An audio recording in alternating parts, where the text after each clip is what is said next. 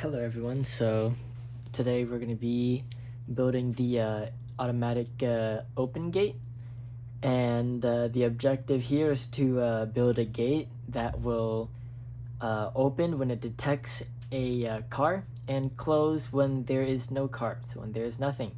But to do this, we're going to have to use MicroBit make code, which is going to involve Python coding, and what is it? We are also going to use Teachable robots or machines to use the AI projects and implement that in our gate, so that we can use a camera to detect if there's a car or if there's nothing. And depending on those results, that the gate will open or close. So as you can see here, most of you should already have this set up. This is one of the base for the cardboard here. And basically what you want is a hole in your cardboard, which will be in the lesson. There should be measurements and a diagram on how to cut it and everything. And you basically want to put your motor in between that hole and rubber band them in between so that it's stable and it can't really fall out. As you can see here, there's rubber bands. And you also want your gate, of course. Your gate could be maybe longer. It really depends on your base here. Like when it's like this, you want to make sure that there's enough space for it to open and close. So you might have to cut off the ends here to make sure that it can fit with the gate in order to turn. And okay, so first of all, let's clean up this area. Okay, so now that we have the area more cleaned up, let me bring you guys down here. So here we are now, and of course we're gonna need the code for the MicroBit. And in order to do that, you could grab the example or sample code from cardboardlofirobot.com, which is what you guys will be using for your Teachable machine. And if you scroll down enough, you can see the block version for the MicroBit code that you're supposed to use. We should be using this in Python though, and you want to make sure that you understand the code here. A basic input, show string, and put that inside the onStart input here. And you're gonna want it to be device name. You want this because you want to be able to read the name of your MicroBit so that you can see what the name of the MicroBit is, because we're gonna connect this by Bluetooth. You're gonna want to know which device is yours, or you're gonna get it confused with everyone else's. Now we're gonna want to train our model, but before we could do that, we're gonna want to put these together. And you're gonna want your gate to look like this so that it is able to move this way, or if you want, this way, so left or right. Here's what it looks like.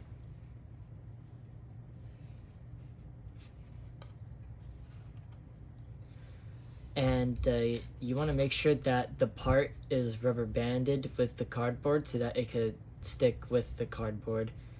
Hot glue or tape, I'd say tape probably works with this, should work. And if you can also use a screw or a nail to connect the cardboard with the part.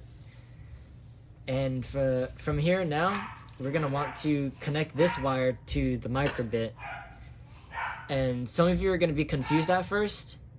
Let me get this into focus. Some of you are gonna be confused at first because how does this connect with this? There's no like connector to connect this. And you're right, because we don't have a extension for the MicroBit, so we're gonna have to be manually connecting these wires to alligator clips to correspond with the ground wire, the power, and which part that we are using in the MicroBit. So let's grab our 3 short male connectors. They look like this.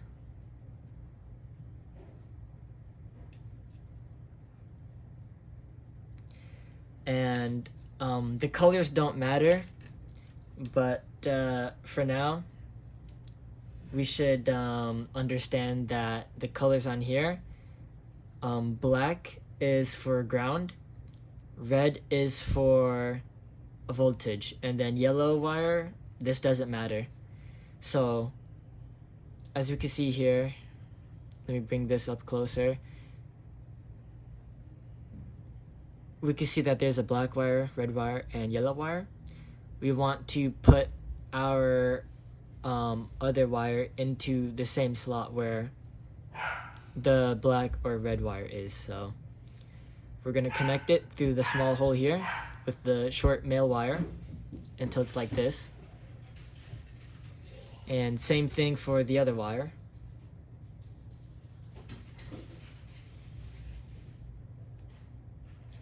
And now for the last wire.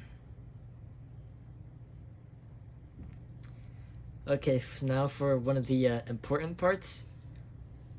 It doesn't matter which alligator clip you have, but for now I'm just gonna go by color. So for red, I'm gonna go with red here. And make sure the metal clips are touching the metal part here.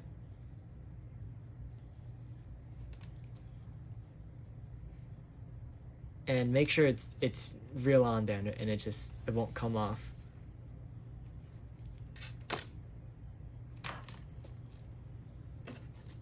Yellow wire. Make sure that none of this gets tangled, by the way. Green wire, little alligator clip. And there we go. So now these are connected to the alligator clips, which can now connect to the MicroBit.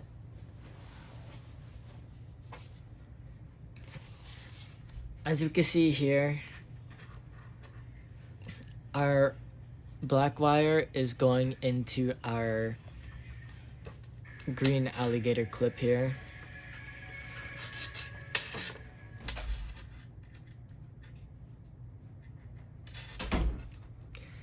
As you can see here, our black ground wire is connected to our green alligator clip here. You want to make sure that the black, green, and yellow wire go where they're supposed to on the MicroBit, because if the ground wire goes onto, let's say, the 0 here, then it basically won't power on. Same thing with the voltage here. So we want to make sure that the ground wire is on the ground section of the MicroBit. Like this is fine.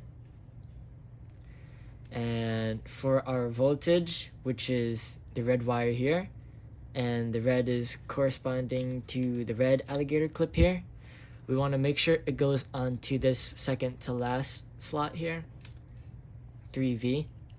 So let's connect that.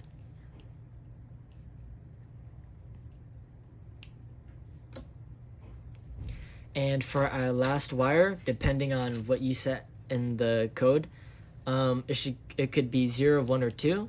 For this one, we're using 0.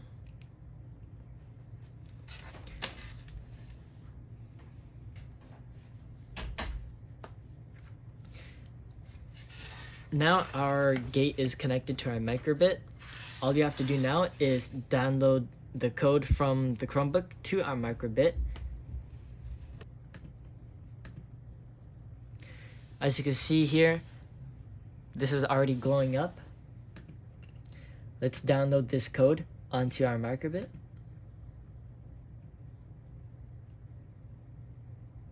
And we're done. But something's off. we still need to connect our microbit to the AI. How can we do that? First of all, let's make a model. Here you can see class 1 and class 2. Make sure the classes that you put in class 1 and 2 correspond to the receiving string here, car and nothing, which I'll show you guys in a screenshot on video. Car and nothing. You want to make sure that your class 1 and class 2 have those names. So class 1, we want to name this one, let's say car.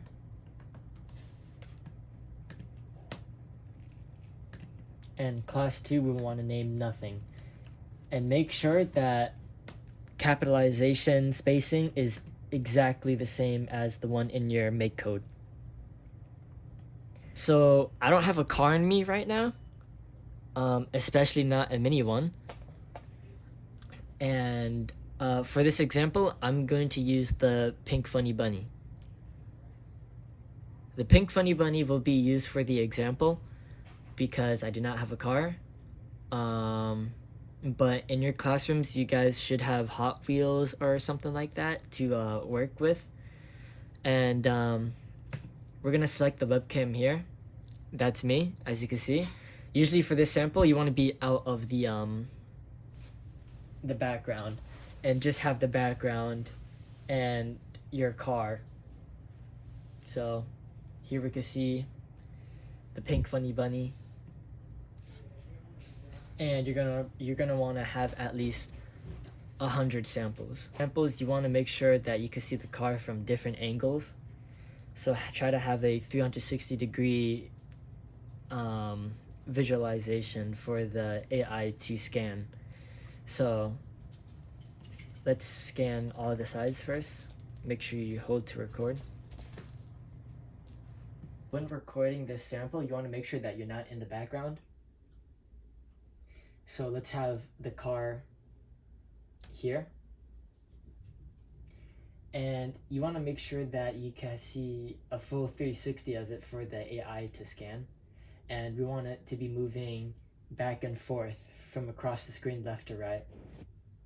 So for nothing, we can have ourselves in here.